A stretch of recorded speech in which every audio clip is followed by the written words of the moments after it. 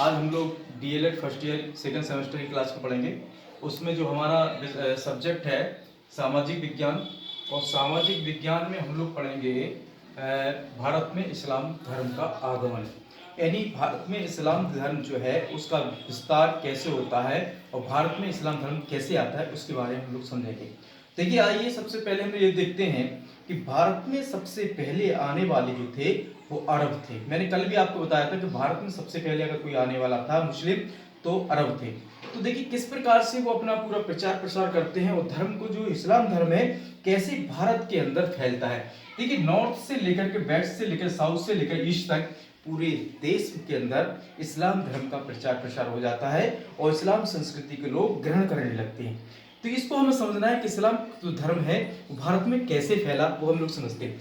इसके रीजन है, कई कारण है। पहला तो है अरब व्यापारियों द्वारा, दूसरा है मोहम्मद बिन कासिम द्वारा, तीसरा है ईरानी शरणार्थियों द्वारा, और चौथा जो है तुर्कियों के आक्रमण द्वारा। ये इस 4 पॉइंट हैं जिसके कारण से इस्लाम धर्म का विस्तार प्रसार हुआ है भारत के अंदर। आइए हम सबसे पहले हम लोग देखते हैं कि सबसे पहले हम देखते हैं भारत में इस्लाम धर्म विभिन्न साधनों द्वारा आया। साधन मीन्स क्या है? ट्रांसपोर्ट, माध्यम ट्रांसपोर्ट से नहीं आया। इसका मतलब ये कि इसके बहुत से रिसोर्स रहे हैं, बहुत से संसाधन रहे हैं। जैसे कि मान चलिए कि भारत में आने का रीजन, पहला रीजन क्या था? अरब व्यापारी थे। पहला रीजन क्या था? अरब व्यापारी थे और व्यापार करने के लिए आए। अरब व्यापारी भारत के पश्चिमी तट पर आए। कहां पे आए? वेस्टर्न तट पर आए। तट मीन्स क्या होता है? समुद्र के किनारे, डॉकयार्ड, यानी ये बंदरगाहों से आना स्टार्ट किया और बंदरगाहों से आकर के भारत में धीरे धीरे भारत की सीमाओं में आने लगे। तो यानी क्वेश्चन आता है कि किस मार्ग से आए? तो पश्चिमी तट से, यानी समुद्री मार्ग से। सबसे पहले समुद्री मार्ग से। इसका एक रीजन और मैं आपको बताता हूं। जैसे भारत में एक, ऐसे हम भारत में देखते हैं, सबसे पहले भारत में जो वास्को डी गामा आया था 1498 में। ये आपको सभी को मालूम है कि भारत में सबसे पहले वास्को डी गामा आया। तो वास्को डी गामा पहले जो पुर्तगाली था, तो धीरे धीरे धीरे क्या अल्बुर्क आया, और धीरे धीरे क्या फिर ईस्ट इंडिया कंपनी, फ्रांस से आते हैं, फिर ईस्ट इंडिया कंपनी आती है, फिर डेनिश आते हैं। ऐसे पूरे भारत में क्या होता है, जैसे कि एक पश्चिमी सभ्यता फैल जाती है, इसी प्रकार से एक मुस्लिम सभ्यता भी भारत के अंदर फैल जाती है। इसका रीजन क्या रहा? इसमें बंदरगाहों से आते हैं, उन्होंने अपनी छोटी छोटी बस्तियां बसाई। पहले कैसे आते हैं? तो ये थोड़े छोटे छोटे कबीलों में रहा करते थे, और आकर के इन्होंने क्या किया कि अपनी छोटी छोटी सी बस्तियां बसाई। और बस्तियां बसाने के बाद उन्होंने, राजाओं ने क्या किया, जो यहाँ के भारत के जो राजा थे उन्होंने क्या किया, उनको जगह प्रोवाइड करा दी कि आप यहाँ पे रहिए, अपनी बस्ती बनाइए। दूसरे राजाओं ने क्या कर दिया कि उनको मस्जिद बनाने के लिए जगह दे दी, गोडाउन बनाने की जगह दे दी। तो धीरे धीरे क्या हुआ कि वो उनकी संस्कृति फैल गई। अब जो आसपास के लोग थे वो उनके लिए काम, उनके पास काम करने लगे। जब उनके पास काम करने लगे तो उनका वो संस्कृति उनके अंदर इंक्लूड हो गई, तो वो भी क्या हो गया, इस्लाम धर्म को स्वीकार कर लिया। इस प्रकार से फैला। दूसरा क्या है? मोहम्मद बिन कासिम। मोहम्मद बिन कासिम सबसे इंपॉर्टेंट अगर रीजन रहा है तो मोहम्मद बिन कासिम को हमको समझना है। भारत के पश्चिमी तट में सिंध प्रांत पर, सिंध यानी पाकिस्तान जो सिंध नदी के पास पड़ता है, सिंध पर मोहम्मद बिन कासिम ने अपना एक राज बनाया। क्या बनाया? राज बनाया। उसके साथ बहुत से लोग सिंध और मुल्तान में आकर के बसे। देखिए, मोहम्मद बिन कासिम ने क्या किया, सिंध नदी के किनारे थे और मुल्तान जो पाकिस्तान पड़ता है वहां पे छोटी सी उसने बस्तियां बनाई। और बस्तियां बनाने का रीजन क्या था उसका, यानी उसने जब बस्तियां बनाई तो उसके साथ जो आगे बसने लगे। उस समय भारत के अंदर जो राज बनाया, उस समय उस राज में क्या था कि दाहिर जो थे वो हिंदू शाही राजा थे। क्या थे? दाहिर जो थे हिंदू शाही राजा थे, और उनको, वो ब्राह्मण धर्म के अनुयायी थे, और उनको क्या कर लिया, उसने हरा दिया। और जो ब्राह्मण धर्म के अनुयायी थे वो लोग भी क्या बन गए, इस्लाम धर्म स्वीकार कर लिया। तो इसलिए इस प्रकार से फैलता चला गया।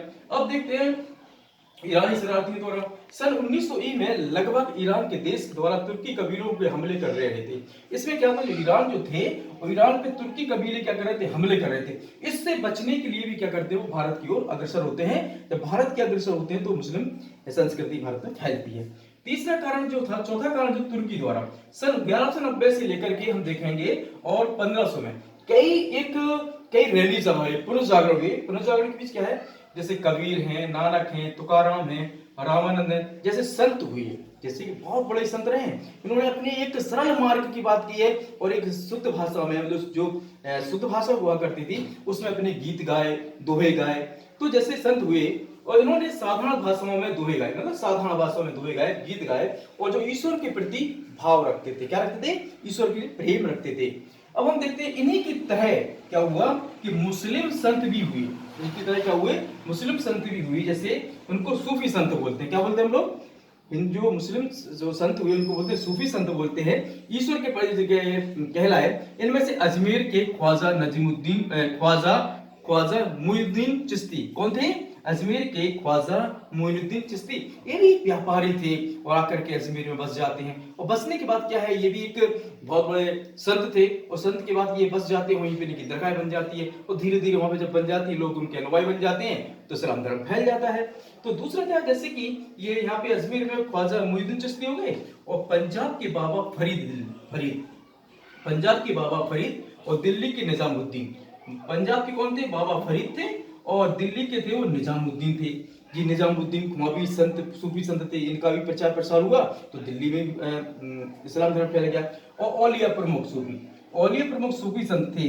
सूफी संत के विचार आपस में मिलते जुलते थे, यानी सूफी यानी मुसलमानों के संत और जो हिंदू के संत, इनकी जो आपस में विचारधाराएं मिलती जुलती थी। तो एक दूसरे में क्या हुआ, इनमें आपस में प्रेम भी बढ़ा। इससे रीजन से कारण क्या हुआ कि इस्लाम संस्कृति का बढ़ता चला गया। इस्लाम संस्कृति का दूसरा बढ़ने का कारण मैं आपको बताता हूँ, सबसे और भी कारण, जैसे कि हम पता है 570 एडी में, जैसे कि मुझे पता, आप लोगों सभी को पता होगा कि 570 एडी में क्या हुआ, हजरत मोहम्मद साहब का जन्म हुआ था मक्का में। अब हम ये भी समझना है कि कई लोग कभी ये नहीं समझ पाते कि एडी और बीसी में क्या अंतर होता है, तो मैं आपको बताता हूँ। जैसे कि 563 बीसी में क्या हुआ था कि भगवान बुद्ध का जन्म हुआ था और बीसी में एडी में हजरत मोहम्मद साहब का जन्म हुआ था। तो हमें दोनों को समझना है। कोई लोग समझते हैं यार नो, ये तो 3 साल इनसे छोटे थे, 3 साल छोटे नहीं थे। ये मतलब क्या है, एडी में आज से 1400 वर्ष पहले हजरत मोहम्मद साहब का जन्म हुआ था और 563 बीस मतलब आज से 2500 वर्ष पहले भगवान बुद्ध का जन्म हुआ था। इसमें एडी और बीसी में हम लोग को समझना है। देखिए हम लोग सबसे समझते हैं कि इनका जब मक्का में जन्म हुआ तो जब इनकी मृत्यु हुई 632 एडी में, तो 632 एडी 63 साल तक ये जिंदा रहते हैं। मतलब 63 साल तक अपने ज्ञान से लोगों को अपना सच्चाई के मार्ग पे बात करते हैं यानी कि। तो इसमें क्या हुआ कि जब इनकी मृत्यु हो जाती है, जब इनकी 6 के 6 वर्ष बाद क्या होता है, जिनकी जो आपस में जो कबीले थे आपस में लड़ जाते हैं और लड़ने के कारण क्या होता है, ये भी भारत की ओर अग्रसर होते हैं और ये क्या करते हैं, फ्रांस वगैरह ये सब चीजों को अपना कब्जे में ला हिंदू धर्म जो मुसलमान धर्म था, इस्लाम धर्म था, उसको फैलाने का काम करते हैं। इस प्रकार से वो पूरी तरह से फैलता है। कल में हम आपको पैगंबर जो साहब जो थे उनका जीवन परिचय के बताएंगे, पूरा उनके डिटेल में जीवन परिचय के बारे में हम लोग कल पढ़ेंगे कि मोहम्मद साहब का जीवन परिचय क्या था। आज का टॉपिक यही खत्म होता है। आपका दिन शुभ हो।